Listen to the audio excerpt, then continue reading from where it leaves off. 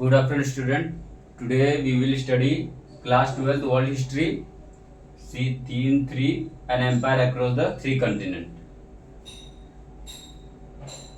And empire across the three continent को हम लोग क्या बोलते हैं? Roman empire. Roman empire. अब रोमन एम्पायर का हम लोग को पूरा स्टडी करना है. तो सबसे पहले तो रोमन एम्पायर जब एस्टेब्लिश हुआ था उसके टाइम उसके पैरल कौन सा एम्पायर था? तो ईरानियन एम्पायर था. तो ईरानियन एम्पायर और रोमन एम्पायर पैरेलली में दोनों चल रहे थे एक साथ. अब रोमन एम्पायर का पहले तो हम देखेंगे सोर्स क्या है. तो रोमन एम्पायर का जो सोर्स है वो टैक्स है. Tax sources, for example letters. कोई ऑथर ने लेटर लिखा होगा तो वो लेटर एक सोर्स बना. स्पीचेस कोई बोला होगा उस टाइम तो वो स्पीचेस एक सोर्स बना. टैक्स जो कि एक प्राइवेट सोर्स. लॉ, उस टाइम का कोई लॉ बना होगा तो वो सोर्स से हम लोग को पता चला रोमन एम्पायर का एस्टेब्लिशमेंट हुआ, रोमन एम्पायर फ्लोराइज हुआ. ये सब और भी आते हैं टैक्स, जैसे कि पैरी प्लस ऑफ इथेरियन सी है, प्लानी का नेचुरल हिस्ट्री है, एक्सेट्रा. बहुत सारे सोर्सेस है. सेकेंड सोर्सेस है डॉक्यूमेंट, जैसे कि एक पेपैरिस्ट पाया गया.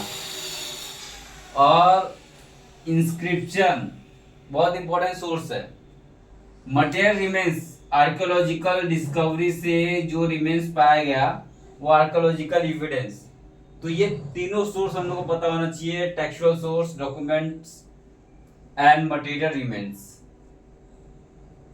ना रोमन एम्पायर क्यों फ्लोराइज्ड हुआ? उसके कारण बहुत सारे कारण है, बट टू मेन रीजन जो क्लास 12 के टेक्स्ट में दिया है.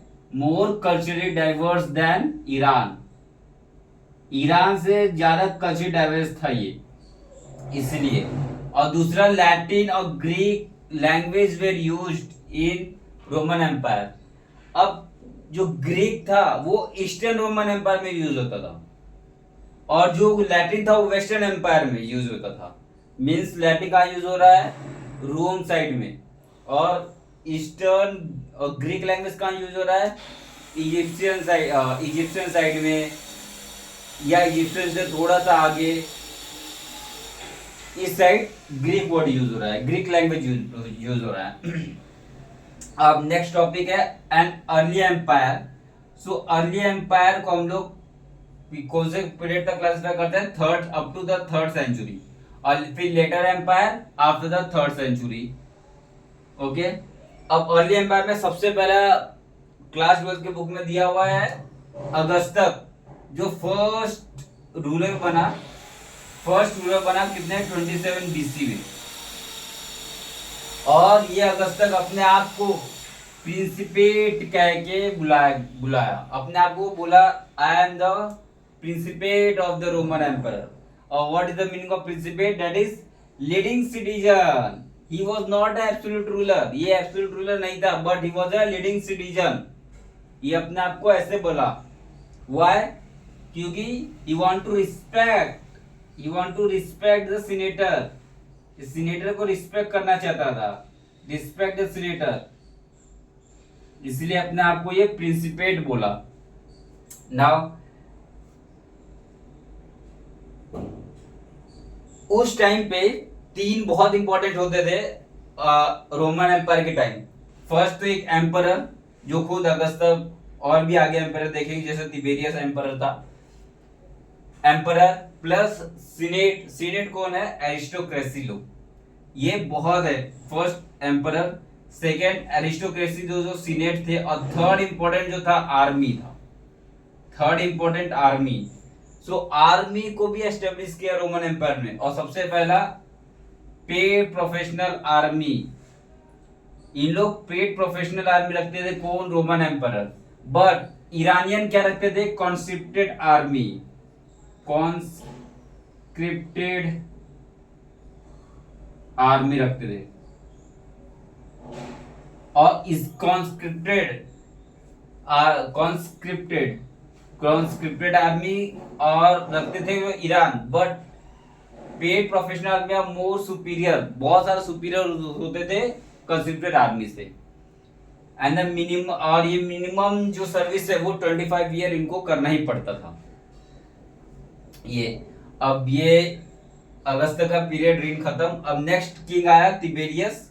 फिर तिबेरियस आया किंग जो 14 से 37 सी के बीच में बना, और इसके बारे में उतना पढ़ना नहीं है। बट ट्राजन एक किंग आया जो 113 कॉमन एरा से 117, और इस टाइम पे रोमन एम्पायर सबसे ज्यादा एक्सपांशन किया था across the three empire. Across the three empire हुआ है व्हाट मींस एशिया और यूरोप और अफ्रीका, ये तीनों एम्पायर में सबसे ज्यादा एक्सपांड किया था ट्राजन के टाइम।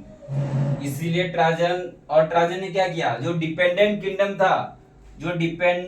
किंगडम था उसको कन्वर्ट कर दिया रोमन प्रोविंशियल किंगडम में, रोमन प्रोविंशियल टेरिटरी में।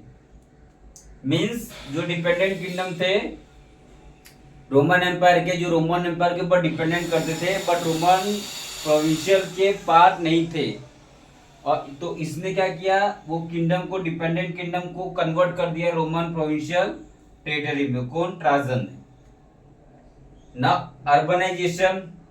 अर्बनाइजेशन लाइक अलेक्जेंड्रिया, अर्बनाइजेशन हुआ उस टाइम, अलेक्जेंड्रिया सिटी आया, एंशियो सिटी बनाया इन्होंने, कार्थेज सिटी बनाया, और ये सब क्या करते थे, टैक्स प्रोवाइड करते थे इंपीरियल गवर्नमेंट को।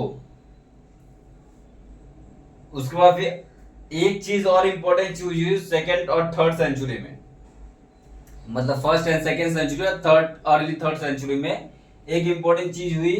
प्रोविंशियल अपर क्लास जो थे रोमन एम्पायर के, जैसे रोमन एम्पायर में पहले सीनेटर थे, early Roman empire senator rule करते थे, रोमन के थे।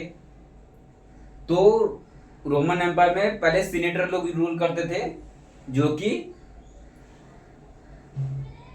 रोमन से थे। बट सेकेंड और थर्ड अर्ली सेंचुरी में क्या हुआ, जो सीनेटर लोग थे जो रोमन से ज्यादा बिलोंग करते थे, अब थर्ड सेंचुरी में क्या होगा, जो पीपल है वो कहां से आएंगे, वो प्रोविंशियल अपर क्लास से आएंगे, और ये आएंगे और ये धीरे धीरे अपने आप को फ्लोराइज करेंगे। कौन, प्रोविंशियल अपर क्लास वाले, और ये प्रोविंशियल अपर क्लास वाले अपने आप को फ्लोराइज करके ये आर्मी देते थे और एडमिनिस्ट्रेटर भी प्रोवाइड करते थे किसको, किंग को।